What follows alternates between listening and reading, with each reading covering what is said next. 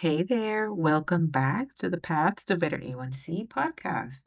I'm Jenny Pena, National Board Certified Health and Wellness Coach, Diabetes Prevention Program Lifestyle Coach, creator of the A1C Reset Protocol, which is an amazing signature health coaching program.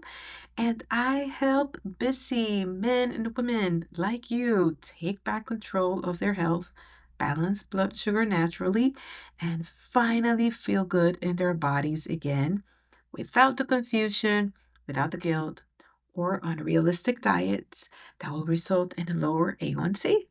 Now, let's be honest. There's a ton of blood sugar advice floating around online, on blogs, on forums, from TikToks to everyone's got a hack.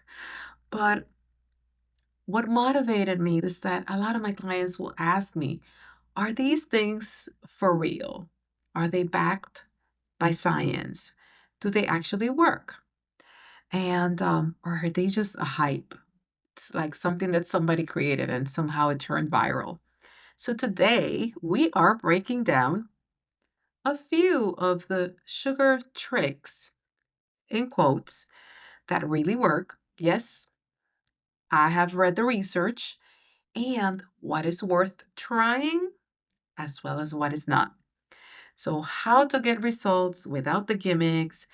And towards the end, I will give you where you can get an actual free snack guide that will help you avoid blood sugar crashes starting today.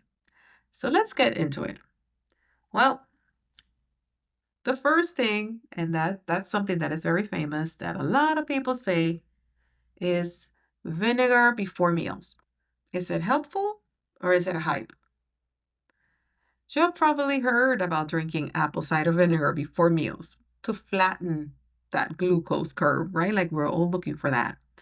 Well, there is some research, including some studies from the NIH and published in journals like Diabetes Care, showing that 1 to 2 teaspoons of vinegar, especially apple cider vinegar, with the mother, meaning like that it's something that is not processed before a meal, can slightly reduce post meal blood sugar levels in some people, especially if they have insulin resistance or type 2 diabetes. So the answer is yes. There is some science behind this whole apple cider vinegar thing now. How does it work? It actually slows down your gastric emptying. So it slows down your digestion and improves insulin sensitivity. Now, but there are a few caveats here. Not everyone tolerates vinegar well, right? Hello, reflux or nausea. And it can actually also erode the tooth enamel. It could also interact with some medications, even with insulin. And it should not be a replacement, right, for your medication or saying, I'm going to have some apple cider vinegar now and let's just skip the medication. Please don't do that. So, the verdict is that yes, it may be helpful. Yes, there is some science. However, it shouldn't be considered something essential for you to balance your blood sugar or manage insulin resistance. Okay, so that's one thing that we're going to clarify. The next trick, walking after meals. Is it a real game changer or not? And if you have been listening to my podcast, you must have heard me say that I do recommend my clients to walk 5-10 minutes or at least incorporate movement after their meals. So that could give you a hint that there is some science behind it because if not, I wouldn't be recommending it to anyone. So this one is a yes for me.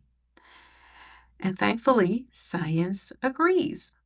Just 10 to 15 minutes of light walking after eating can significantly lower post meal blood sugar. But according to a 2022 study published by Diabetologia. I hope I'm pronouncing that right.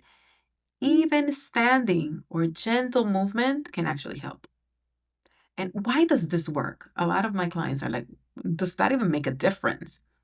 Your muscles need the glucose for fuel. So if you're taking some sort of movement and walking after meals, it actually gives the sugar in your bloodstream a job to do. So now that glucose is not going to stay in your bloodstream, but the muscles are going to use that. And that helps and ends up not lingering and not spiking your blood sugar. So my tip is make it a ritual. After lunch or dinner, take a quick stroll around the block. If you have pets, that's a great excuse to take a stroll out. Walk while you're on a call if you can. Do a little housework. It doesn't have to be high impact or super sweaty, but it does amazing things with your blood sugar. So my verdict, it absolutely works. Absolutely works. So every client I coach sees the difference. Every client I coach, I suggest that. Even if they're not pre-diabetic, even if they're not diabetic, I will still suggest that. Now, the third element, that it's also something that um, it can be controversial. Some people think, no, it doesn't work. Yes, it works. And guess what it is? Your food order. Does it really matter how you eat your food and in which order do you eat it? It might sound silly, but the order you eat your food can affect your blood sugar. Now, a small study, 2015, published in Diabetes Care, found that eating fiber-rich veggies and protein before the carbs when you're eating your meal can reduce that post-meal glucose by up to 29%. This is not saying don't eat carbs. This is not even talking about the portions, which is important, but this is solely just focusing on eating the protein and the fiber-rich veggies first. Now, here is how to use this, right? Start your meal with salads, steamed veggies. Start with that. Think that regardless, and I tell that my clients to focus, my whole vision is to actually make these changes in a way that you don't feel deprived, but focusing more on the things that you should incorporate in your plate. So this is something you should do. Incorporate fiber-rich veggies, steamed vegetables, salads, and then follow it with your protein. Chicken, tofu, fish. And save the rice, the tortillas, the fruit. Eat that last. It's simple. It doesn't actually require for you to be cutting anything out. It's just adjusting the sequence. So the verdict, this is a very low effort, high impact strategy. So next time you are having your meal, think about that order and eat things in that order. Now, here's another one that it's very interesting. And I have seen a lot of things on Instagram. I've seen a lot of stuff. And in general, supplements are great, but they should never just replace what lifestyle changes do. They shouldn't replace eating nutritious foods. It is more like, again, a complement. It's a supplement. Even that's how generically we call it. It's a supplement. It's trying to bring that add-on to something that you have already been incorporating as part of like your meals and as part of your lifestyle. And the one is berberine. There's a lot of buzz about berberine, and it is a plant compound that has gained a lot of popularity. And the buzz actually says that it's a natural alternative to metformin. And if you're not familiar, metformin is one of those diabetes and prediabetes medications that have been around for a very long time. I actually was on metformin when I first got diagnosed with prediabetes. Um, and it's been around for a lot. There's a lot of data, there's a lot of studies around it. Um, you can definitely like search, and if you need any specific information, please feel free to reach out to me. I will be more than happy to share. Now, some studies suggest that berberine can lower the A1C, reduce your fasting blood sugar, improve cholesterol. It may even support insulin sensitivity. Uh, the research is still emerging, and even dosing is not standardized. So there is no clear idea as to how much you should take, how you should take it, how often. There's a lot of unknowns. Now, there's some risk around that. It can cause a little bit of GI upset, and it can interact with some medications. So if you're taking medications, please, with this supplement and any other supplement, talk to your practitioner, talk to your doctor, just to make sure that there's no interaction. And again, there's not well studied in long-term use, so there is no data yet in terms of that. So again, I'm going to repeat this. I always recommend talking to a licensed provider before using berberine or any supplement. Any supplement. Now, my verdict with this is is potentially helpful. However, it shouldn't be a replacement for lifestyle changes. It shouldn't be a replacement for improving your nutrition or incorporating exercise. Um, it just shouldn't. So now I'm going to tell you another one that I heard a lot and I continue to hear a lot, and that's lemon water. Is that a myth or magic? Well, this one is simple. Lemon water is refreshing. I love it so much. It's hydrating. It helps with digestion. When you drink it first thing in the morning, it actually helps reset your body and detoxify your body. It is a great alternative to sugary drinks, which is something that I recommend to my clients. But there is no research showing that lemon water directly lowers blood sugar. Maybe just drinking the water and being hydrated would be more of a science-backed lifestyle habit that will impact your blood sugars. But there is no direct correlation between the lemon water and lowering the blood sugar. Now, it does support hydration. Like I said, it is important, but it's not magical. So the verdict is, it's a great habit. Just don't expect it to flatten your glucose curve. Now, what do I teach my clients instead? Right? A lot of people want to, like, I just need to do this fast. And I know that at times when clients are measuring their glucose and they see a super high reading, they are trying to find ways to lower it really fast. And that's why all these hacks you see and you hear about them.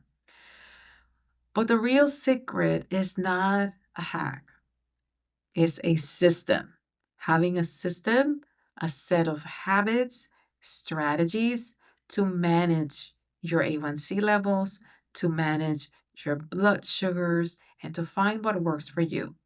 Because if you have been hearing my podcasts, you know that not everybody reacts the same way with the same carbs or the same ingredients. Now, what I teach my clients inside the A1C reset protocol is how to eat in a way that stabilizes blood sugar without the stress, how they can move in ways that fit into their day, because most of my clients are either in corporations, they have either night shifts, they come from different lifestyles that are very, very tight in terms of availability of time.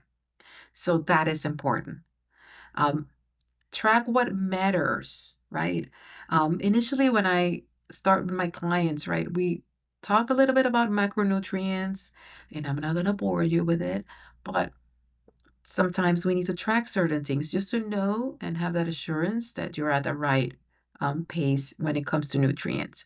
But my focus is to build habits that last, not having a trend that is going to fade, but to build something that you can see yourself doing in the long run, enjoy the foods that you eat, enjoy the activities that you do, and be able to have a balanced life while still restoring your energy and lowering those A1C levels.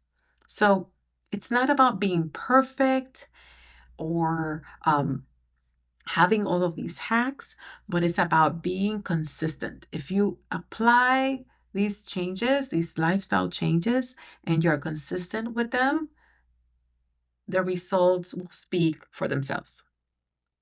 Now, before I conclude, I want to remind you that there is a free resource that I have available that makes balanced eating way easier. And it's my blood sugar balancing snack list. It has protein-rich snack combos, sweet and savory, low glycemic ideas, options that can you can keep at work, you can keep in the car, at home. So I will put the link. The link is actually subscribepage.io/snacks. But I will put the link in the show notes. Absolutely free. Just click in there and you'll be able to download it. And if you don't know where to start to try to balance your A1C, this is a good place to start. And remember, you don't need a medicine cabinet full of tricks. What you need is real, practical, personalized strategies that work with your body. So I hope that today's episode helped you sort of split the science and the noise and know what helps, why it helps, and what actually there is not much science behind it. And I hope you enjoyed the episode. Let me know, reach out to me, send me a message on Instagram, via email. All my information is there. And I just hope you have an amazing rest of the week. Bye.